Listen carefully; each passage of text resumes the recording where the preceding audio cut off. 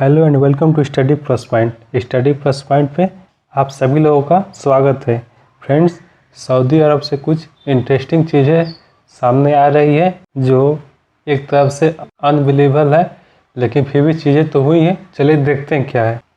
Friends, Saudi Arab ने अपने यहाँ ये आदेश जारी करके कहा है कि मस्जिदों में जो नमाज के लिए लाउड स्पीकर बजता है उस पर अब कुछ रोक लगाई जाएगी। ये कैसी रोक है, चलिए इसके बारे में आगे देखते हैं। फ्रेंड्स, ये एक महीने पहले का आर्टिकल है IBT का। Use of loud speakers only inside mosques, Saudi government orders with exception of for अजान। फ्रेंड्स, सऊदी गवर्नमेंट ने ये आर्डर दिया था कि अजान के छोड़कर बाकी समय मस्जिदों में लाउड स्पीकर का प्रयोग प्रतिबंधित रहेगा। फ्रेंड्स, ये न्यूज़ एक महीने पहले की है। इस तरह ढाका टाइम्स का भी ये आर्टिकल है कि Saudi Arab restricted use of mosque loud speakers. Saudi Arab ने मस्जिदों के भीतर बजने वाले लाउड स्पीकर के प्रयोग को रिस्ट्रिक्ट किया है। सेम इसी तरह याहू न्यूज़ का आर्टिकल है, Saudi Arab orders mosques to reduce volume of loud speakers, only use them for अजान इकामत प्रेयर्स। फ्रेंड्स, यहाँ भी यही कहा गया है कि जो मस्जिदों में लाउड स्पीकर बजते हैं उनके वॉल्यूम को, उन लाउड स्पीकरों के वॉल्यूम को कुछ कम किया जाए और उसे केवल अजान और इकामत के लिए ही प्रयोग किया जाए। फ्रेंड्स, चलिए इस खबर को हम देखते हैं। सऊदी अरब ने पिछले महीने लाउड स्पीकर के इस्तेमाल पर कुछ नए नियम लगाए थे। फ्रेंड्स, ये कहा गया था कि नमाज के लिए हर समय लाउड स्पीकर नहीं बजाया जाना चाहिए। मतलब इसका ये भी नहीं था कि एकदम ही नहीं प्रयोग होगा। आदेश का मतलब ये था कि नमाज में हर वक्त लाउड स्पीकर नहीं बजेगा। कुछ निर्धारित समय बताया गया था कि इसी समय केवल लाउड स्पीकर बजेगा। फ्रेंड्स, ये कहा गया था कि मस्जिदों में लाउड स्पीकर का इस्तेमाल केवल अजान और इकामत के लिए किया जा सकता है। फ्रेंड्स, नमाज के लिए जब बुलाया जाता है तो उसे अजान कहते हैं और जब नमाज के लिए दूसरी बार बुलाया जाता है तो उसे इकामत कहते हैं। तो ये कहा गया था कि केवल अजान और इकामत के लिए ही लाउड स्पीकर का प्रयोग किया जा सकता है। फ्रेंड्स, ये भी कहा गया था कि जब भी लाउड स्पीकर का इस्तेमाल होगा वह उसकी सामान्य आवाज़ का, मतलब कि जितना वह वॉल्यूम में रेगुलर बजता है उस वॉल्यूम का 1/3 वॉल्यूम में ही बजाया जाएगा। फ्रेंड्स, यह आदेश जारी करते हुए सख्त चेतावनी जारी की गई थी कि अगर किसी ने भी इस आदेश को नहीं माना तो उसके खिलाफ हम कड़ी कार्रवाई करेंगे।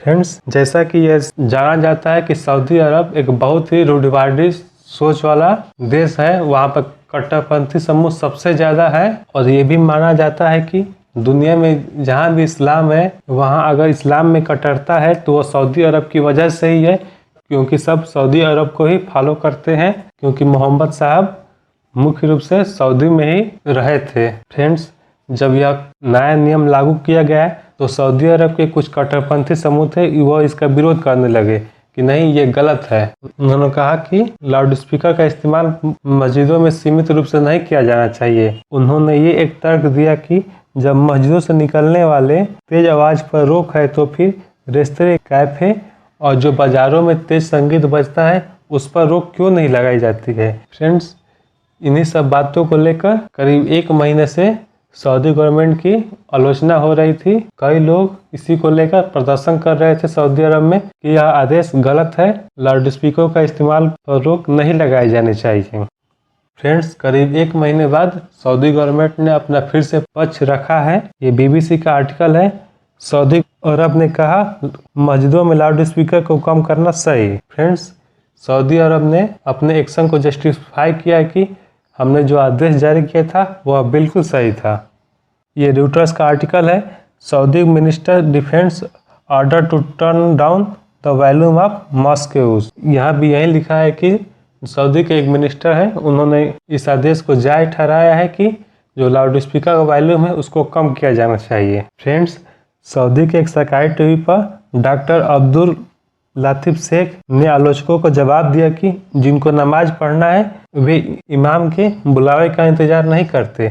आपको बता दें कि जो डॉक्टर अब्दुल लातिफ शेख हैं यह सऊदी गवर्नमेंट में इस्लामिक मामलों के मंत्री हैं। इन्होंने ये कहा कि जिनको नमाज पढ़ना है उनको इमाम के बुलावे का इंतज़ार नहीं होता, वह स्वयं ही उचित समय पर मस्जिद में पहुंच जाया करते हैं। फ्रेंड्स, उन्होंने ये भी कहा कि यह जो लाउड स्पीकर को लेकर कट्टरपंथियों द्वारा विरोध किया जा रहा है, यह एक तरफ से शाही शासन के विरुद्ध लोगों को भड़काया जा रहा है। उन्होंने ये कहा कि ऐसी छोटी मोटी घटनाओं से लोगों को भड़काया जा रहा है कि लोग जो शाही शासन है सऊदी अरब में उसके खिलाफ एक जनमत तैयार हो और शाही शासन को उखाड़ फेंका जाए। ऐसा उन्होंने कट्टरपंथियों पर आरोप लगाया है।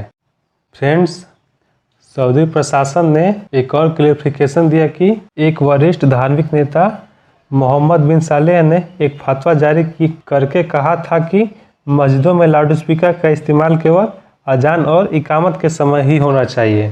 फ्रेंड्स, सऊदी अरब में एक बड़े धार्मिक नेता हैं मोहम्मद बिन सालेह।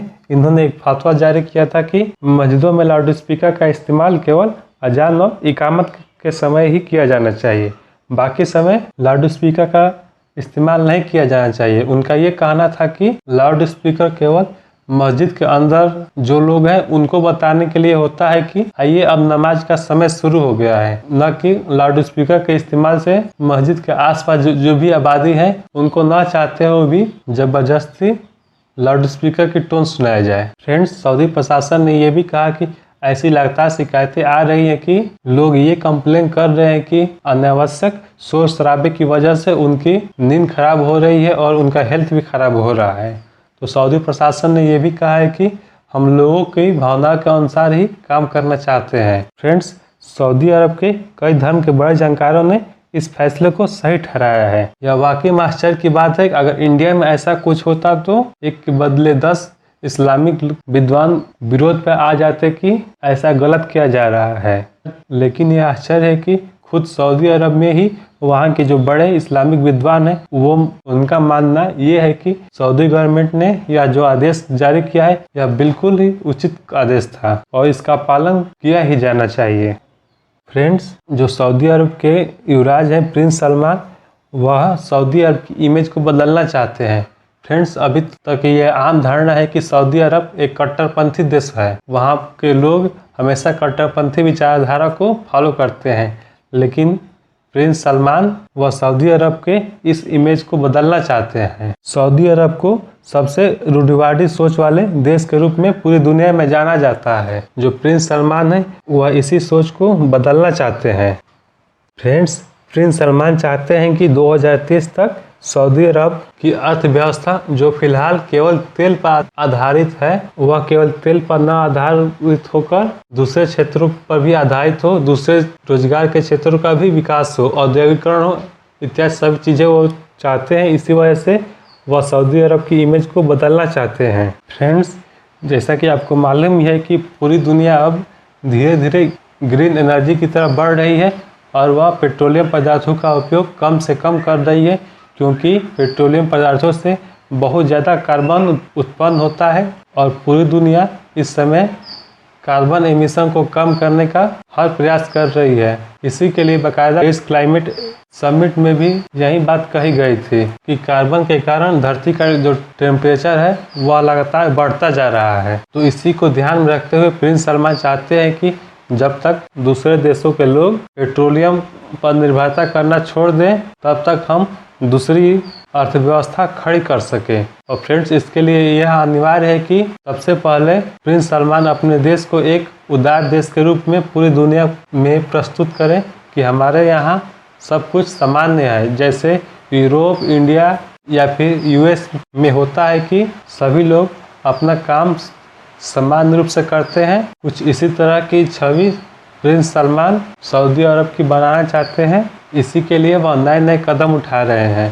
फ्रेंड्स, अभी हाल ही में उन्होंने महिलाओं को कार ड्राइविंग के लिए छूट दी है, नहीं तो महिलाओं के लिए कार ड्राइविंग सऊदी अरब में बंद था, इस पर पूरी तरह से रोक थी।